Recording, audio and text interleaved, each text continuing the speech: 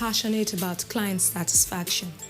Hence, they make more effort to create diverse flavorous cake recipes for their customers.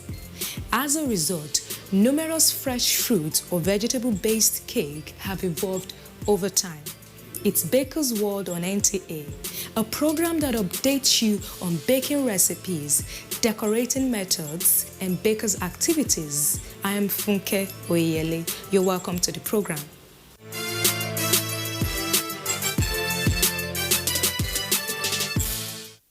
Today's episode of Baker's World promises to be an exciting package as our guest baker and assistant will show us how to bake a savourous cake recipe that you'll be inspired to try as soon as possible. I'm sure you're already itching to know what the recipe is. Well, just sit back, relax, and enjoy.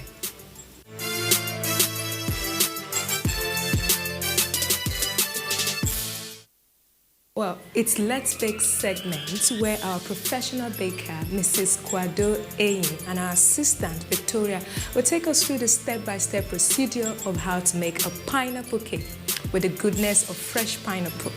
Well, I can't wait. Well, are you guys ready? Let's get started.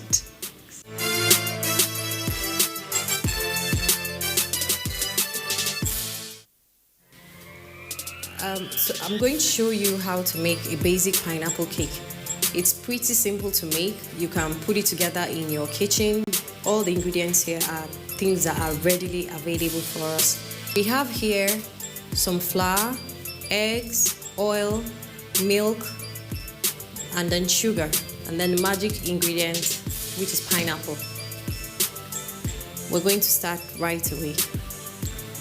Vicky, can you please whisk that for us? So what we need to do first is put in our liquid ingredients. Okay, so first the milk goes in.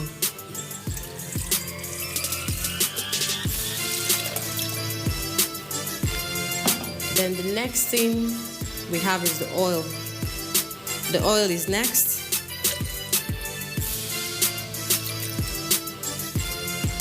After that, we have 2 eggs here. They go in as well. After this, we then put in the pineapple.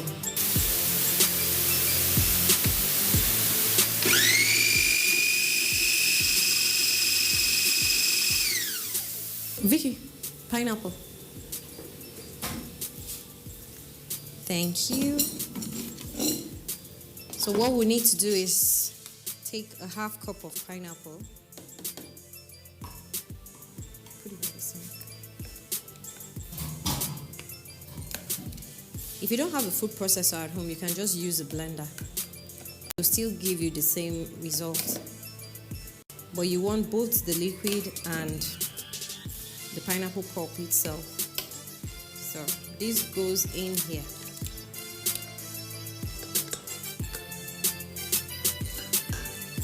So once this is in, all we need to do is add in the sugar.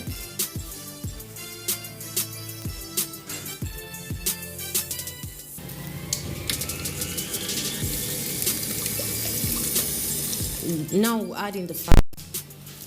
So everything goes in. So one bowl mix. And that goes back on.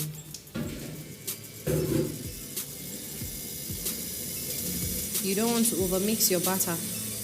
This will just take about, when you blend it in for a minute, you switch it off, scrape it down, and then you beat it for 2 more minutes, and that's it. So you scrape this down, just so you don't have any lumps.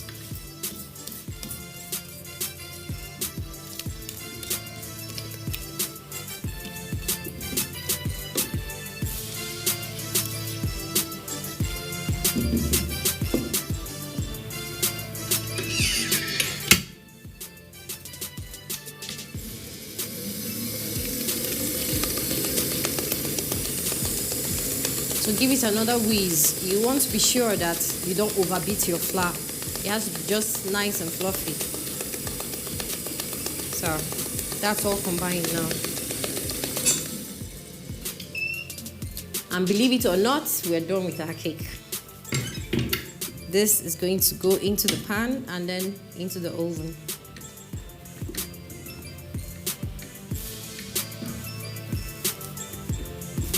Vicky, are you going to oil a pan for us?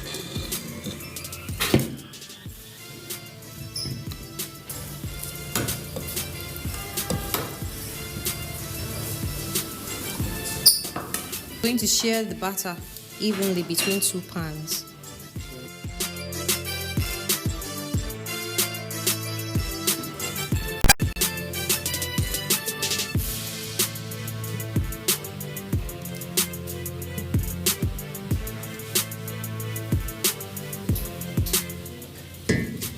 So our batter is ready now. We're going to put it into the oven and wait for the yummy goodness. Well, while our batter is being taken to the oven, we'll take a quick break now. And when we come back, we'll be meeting with our guest baker.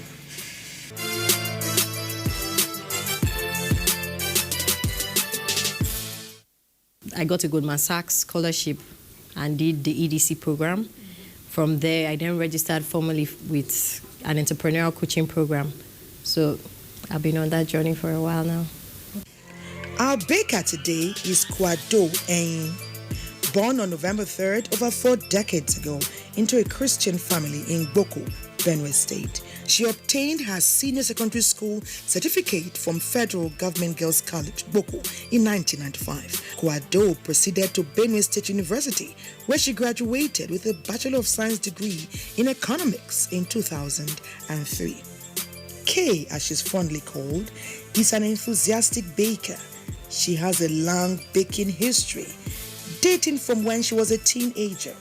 After graduation in 2003, rather than searching for a white-collar job, Kay invested her time in exploring several cake recipes. The baking adventure paid off as she discovered several flavorous cake recipes that she used to build her brand and carve a niche in the industry. Though she's self-taught, Kay's passion for cake making pushed her to obtain a certificate course from Squire's Kitchen, Surrey, in the United Kingdom. In 2008, she formally registered her company. Today, Kay is an employer of labor, a successful baker, and a sugar crafter who has baked specialty cakes for life's many milestones. She's happily married to architect Ina Eyin and blessed with 3 beautiful children. Join us as we take our conversation with soft-spoken and articulate baker Kwado Eyin.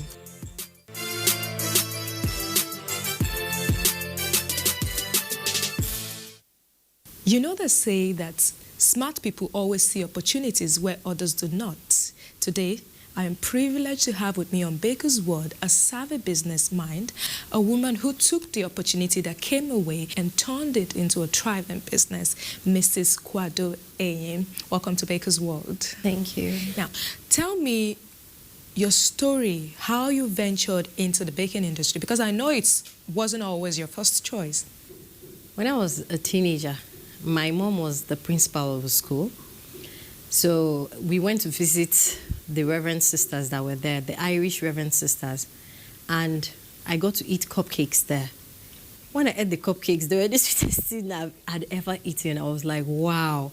You know, so subsequently growing up, I always felt like I could recreate the way I felt when I ate that cake with other people.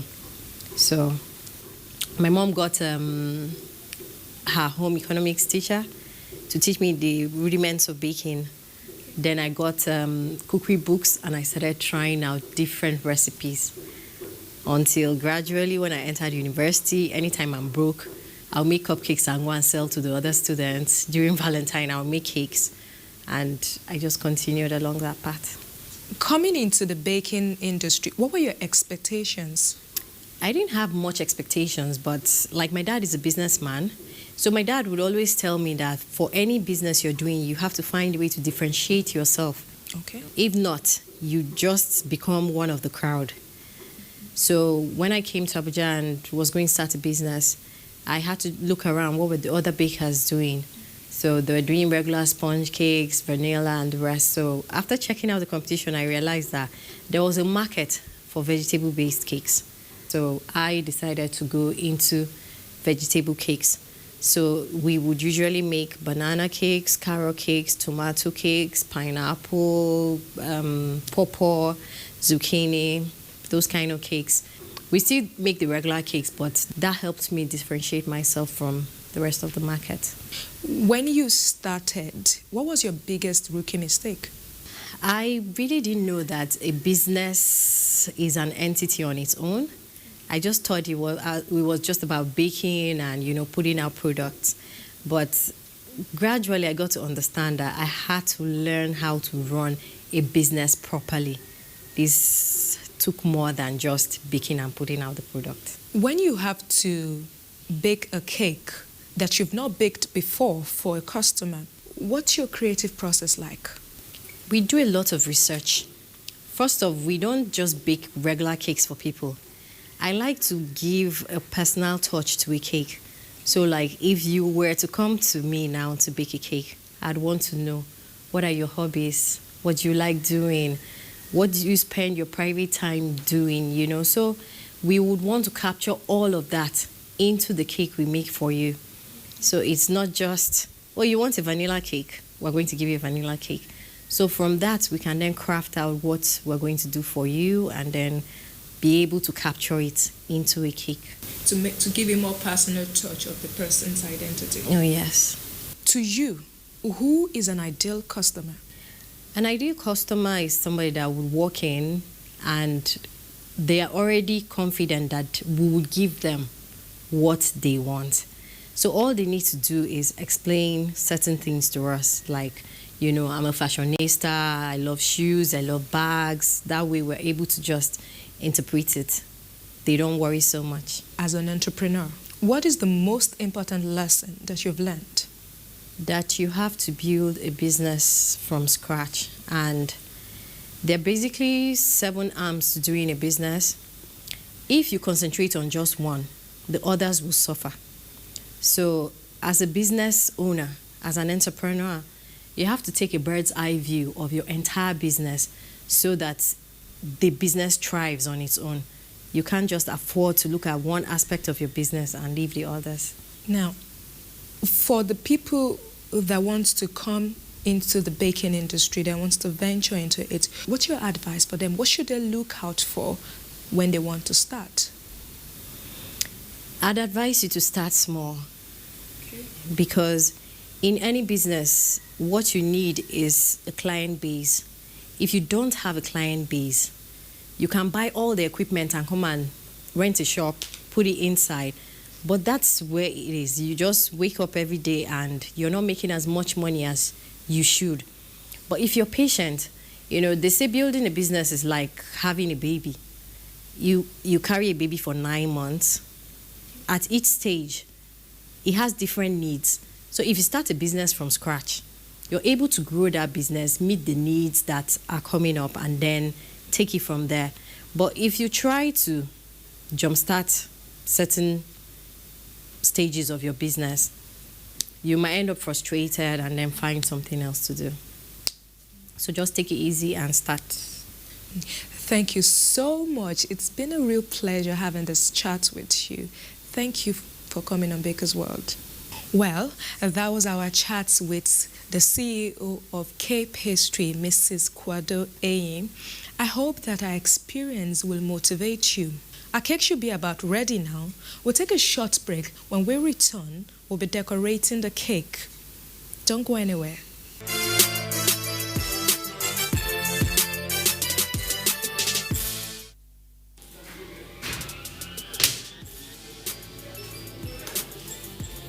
So our pineapple cake is back. As you can see, you have a soft, moist cake here. We're going to decorate it, or we're going to make kind of a fruit basket. So we have to prepare the cake first of all for decoration. To prepare a cake, all you need to do is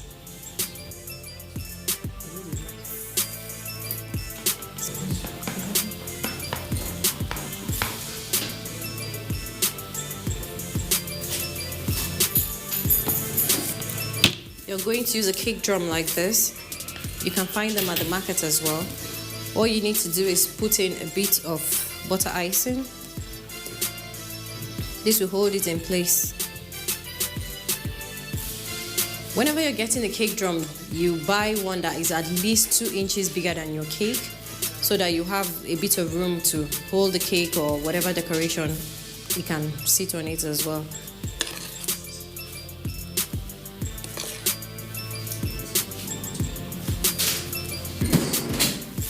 So once your cakes are mounted together, all you need to do now is crumb coat your cake. Some people use jam, but I prefer to use butter icing. This is what we're going to use as the base for our basket. That's all there is to it. We'll get started now. Okay. First off, we're going to cover the cake itself with brown fondant. Once you have your fondant soft and pliable, all you need to do is roll it out. You could use corn flour or icing sugar. Icing sugar is actually better than corn flour. Well, I'm using shortening on the board just to be sure that the fondant does not stick. I have fondant here that's flat enough.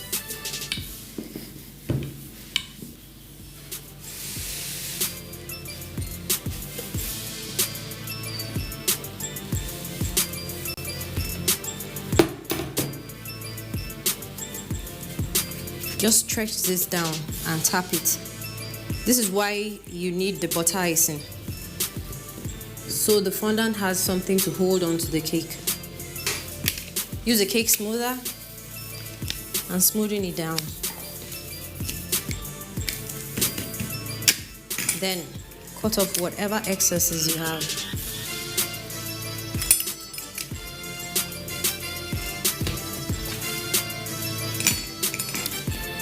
And there, you have a nice base to start with. So there are 2 basic things here. You can use your board as it is, or you can use a different color here. That's entirely up to you.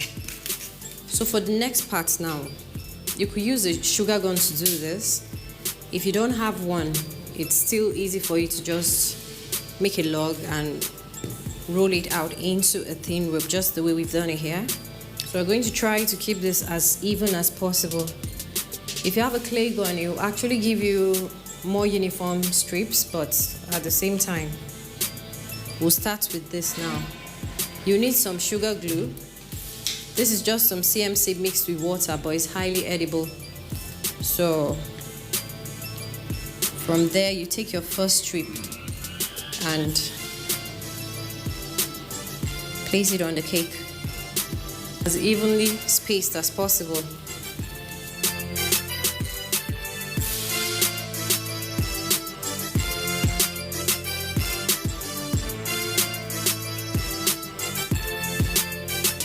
So that's the last strip we need. If one is a bit short, just stretch it. We can start to weave.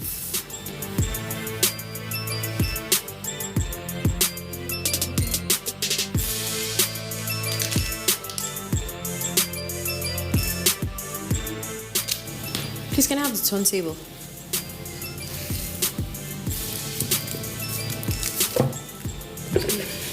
Now our basket weave is almost there. We have to finish the top so that we have a nice finish. For this, you can just entwine 2 ropes together.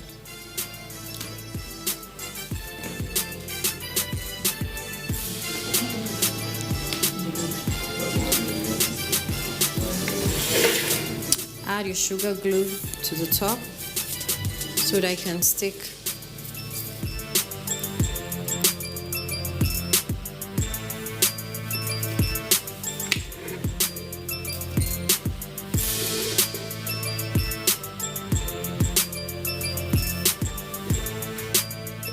And that's it.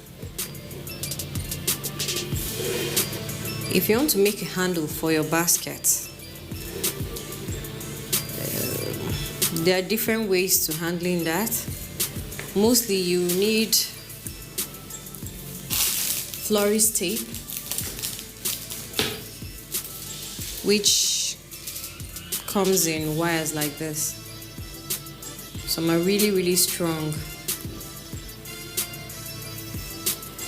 You join them together and just twist it. If you wanted more like a cake that someone can carry, for that you need a sturdier base, and you'd have to use a copper wire. Drill it into the board. This is just for picture purposes. This you can't actually handle.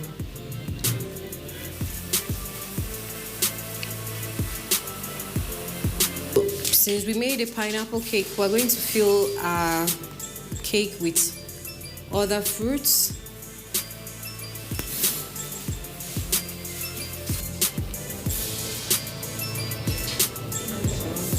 To make your watermelons look realistic, just use a marker.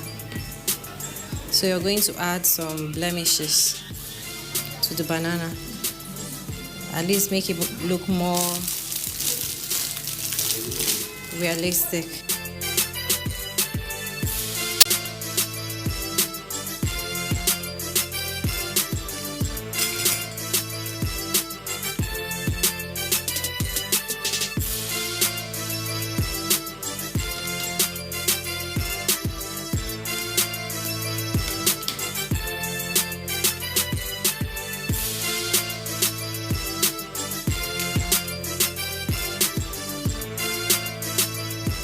So we have all our fruits ready now. They're going to go onto the basket. We have some apples.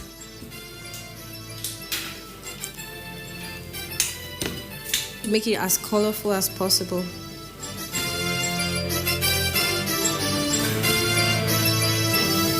There.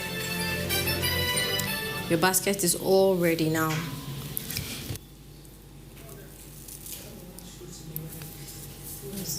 Of it. So this is the finished product.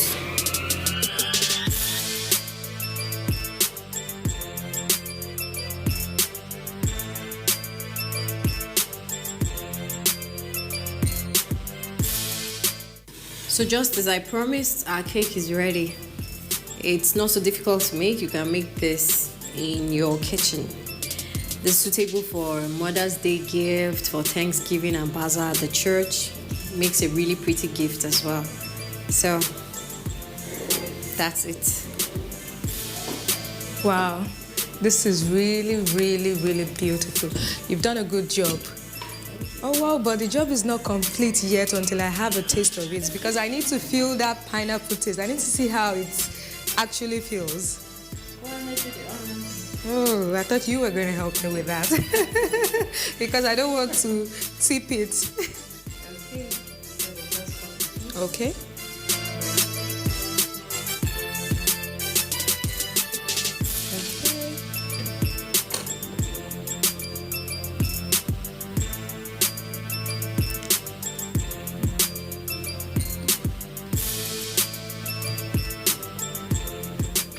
Wow, this tastes very, very good. Thank you. Can you taste the pineapple? Yes, exactly. That was what I was about to say. The pineapple, I can really taste it there. It has a tropical taste. Exactly. Wow, good job, good job. Thank you so much. This pineapple cake, it doesn't really take much to get it done. So if you want to try this at home, it's pretty easy. Just follow all the procedure and you can have something very delicious like this. Well, that's all we have for you today on Baker's World. I hope you've learned a thing or two from our baker's creativity. For your likes, feedbacks, and comments, you can reach us on all our social media platforms displayed across your screen. Keep it at it with us. Until next week, I am Funke Oyeyele. See you next week.